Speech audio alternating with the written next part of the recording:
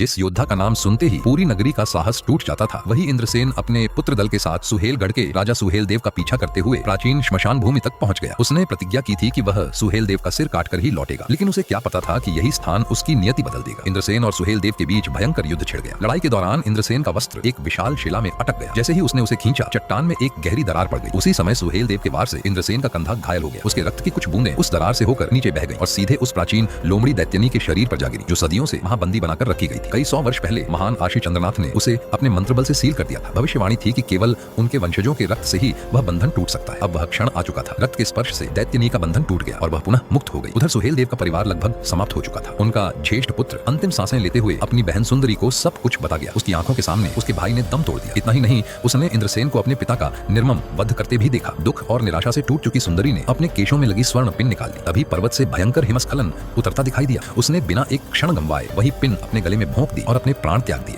लेकिन कहानी यहीं समाप्त नहीं हुई। हिमस्खलन के शांत होने के बाद सुंदरी अचानक एक रथ के भीतर से जीवित बाहर निकली। यह किसी चमत्कार से कम नहीं था। दरअसल मृत्यु से ठीक पहले उस मुक्त हुई लोमड़ी दैत्यनी ने सुंदरी के शरीर में प्रवेश कर लिया था और उसे पुनर्जीवित कर दिया था। अब वह पहले वाली सुंदरी नहीं रही थी। उसके शरीर में एक प्राचीन दैत्यनी का वास था। जब राजकुमारों का दल देशद्रोही सुहेलदेव की पुत्री का सामना करने पहुंचा, तब उनके मन में पुराने घाव फिर हरे हो गए। लेकिन आश्चर्य की बात यह थी कि पुनर्जीवित सुंदरी को अपने अतीत की अधिकांश बातें याद ही नहीं थी।